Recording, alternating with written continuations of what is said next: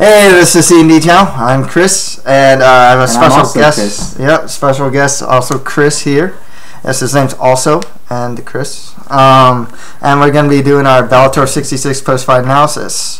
What do you think of the card of what you saw, like Alvarez, Aoki, Han versus jeez. I thought it was an exciting night of fights. The Han fight, the Spang and Rogers fight in particular, and then obviously the main event, Alvarez and Aoki. That definitely was not let down tonight. Cool, man. Cool. Unfortunately I didn't get to see the prelims, so just go right through them. Jessica I beat Anita Rodriguez by decision. John Hawk beat Marcus Van Tinnen by split decision, and I thought Van Tinnen was going to win that one.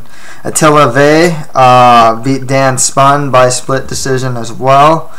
I'm glad he won, actually.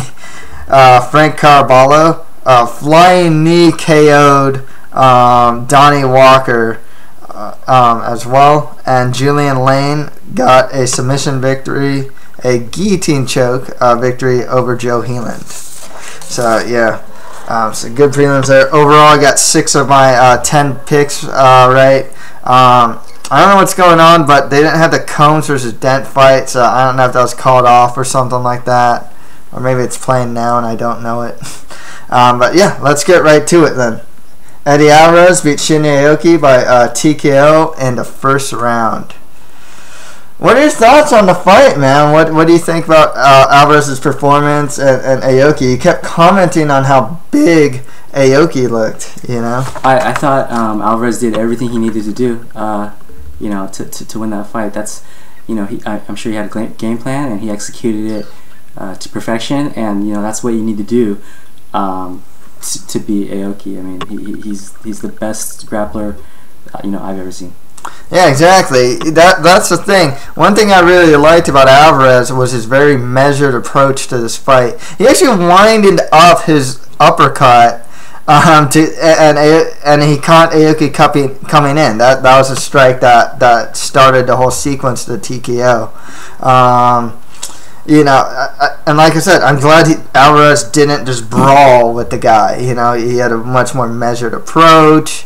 He didn't just go guns blazing, except near the end when he had him in trouble during the right time. As far as Alvarez goes from here, I don't even know. I know he had some trouble with Bellator in his post-fight analysis or post-fight speech. He's all like, "Bjorn, show me the money." You know what I mean? So would you like to see Eddie Alvarez in the UFC? How do you think he'd be? I'd love to see him in the UFC. He's definitely that caliber of fighter. So nice. Aoki, besides a win over, the guy who does bulldog chokes and has a funny name. He has one win in the U.S. and he lost. Granted, he lost to Melendez and Alvarez, who are like 2 of the top lightweights out there. So it's no shame that he's losing in the U.S. to the guys he's lost, but his record in the U.S. is like 1 out of 3. I can see him picking up more wins in Japan. But yeah, his luck in the U.S. it's not very good. You're not a big fan of Aoki, are you? Not from a personal standpoint. Really? There's some things about Aoki, like his crying and stuff, I'm not too big on. Otherwise, he's a great fighter, great grappler, uses the rubber guard really well. He tangles people up in his legs and just uses his limbs. But Alvarez kept the fight standing, had a more measured approach, didn't brawl, found his openings, and got to TKO. Excuse me. Next right after that, for the middleweight semifinal tournament, Andreas Spang got a surprise KO punch KO over Brian Rogers. Now, we were watching this fight, and you saw me going kind of crazy. You were going nuts, actually. Yeah. I picked Rogers to win, and he did not win this one. What do you think Rodgers did wrong here? I mean, you know, he was so ahead. I think he just got caught. You know, he was doing well. He was throwing a flurry of punches. I personally, I think this deserved fight of the night honors, but yeah, I think he just got caught, and I think this was the most exciting fight of the night. So okay. With Brian Rodgers, you know, he's lost to like Shlemenko before this. I mean, he's starting to become that like middle tier Bellator tournament guy. You know, like a Brian Baker was, or like Jared Hess, or you know, there's always those guys that always manage to make the tournament, but only get so far, you know, and Brian Rodgers is kind of coming off to me like one of those guys. I love his fight style. I mean, he was going for flying knees, he was going for punches, but I think this fight, what do you think, really showed the flaws in his stand-up game? I'd agree with you. Yeah. With Andreas Spang, I mean, he took the fight on a week notice. You know, and one thing was Rodgers, one thing I was noticing in the second round, his hands were starting to go down. He looked like he was starting to tire. And I think that also helped Spang be able to get, because Spang didn't exactly look like 100% either. I was even commenting, right, that like he doesn't have the power to knock him out. Boy, did he prove me wrong. You know? Yeah, he did. Yeah. So that's the thing. Yeah, there's definitely cardio issues with Rodgers and defensive holes in his stand-up, but he's still a very exciting fighter. I'm curious to see what Bellator does with him. Spang's going to fight Michael Falco, who he had an altercation with him as well. I think Falco's probably going to win that, but he didn't. Let's get right to that fight. Michael Falco beat Vyacheslav Vasilevsky by a unanimous decision. What do you think about the decision? Actually, I don't recall that fight too well, but what were your thoughts?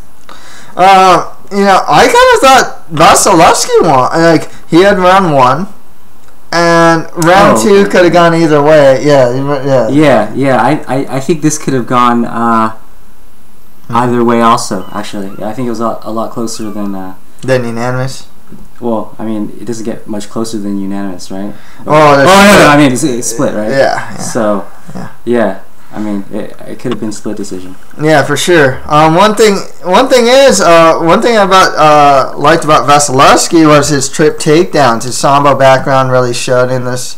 He couldn't really get much on top control though, and there were times that Falco managed to get back to his feet. I thought besides the hits in the third round that Vasilevsky is getting the better strikes in up until the third round. I still like the potential I see in Vasilevsky. Personally, I thought he won the fight. I thought he had round one, and I think he got the better half of round two, to be honest. And round three was not like a 10-8 or anything like that. So I thought Vasilevsky actually should have won. I picked Falco to win, but I thought Vasilevsky should have won, actually. Falco, he's a big, strong guy. He's kind of got a weird mental issues. I expect him to beat Spang, but Spang already surprised us against Rodgers. So, but yeah, I got Falco winning against Spang. He hits hard. I don't like that he's looking for home runs all the time, especially a guy with such good leg kicks. His defensive wrestling is also in question, but you shouldn't have to worry about that against Spang as well.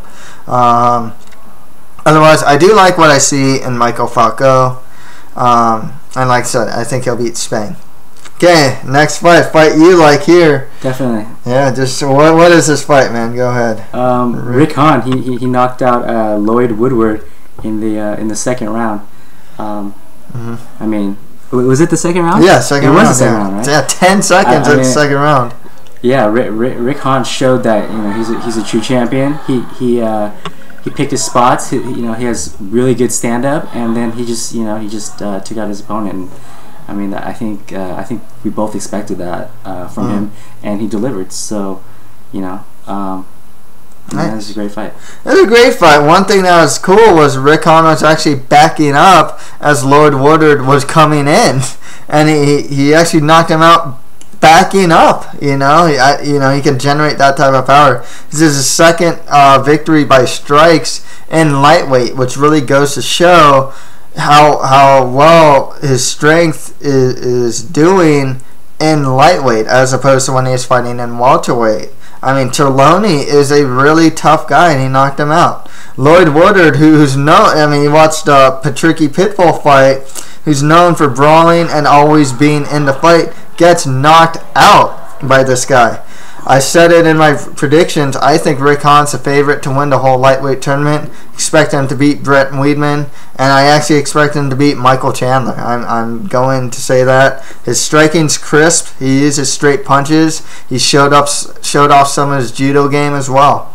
You know, this guy's been a competitor his whole life, and he's doing for as little experience as he has in mixed martial arts. He's showing this rapid progression, especially in the striking. It's very striking that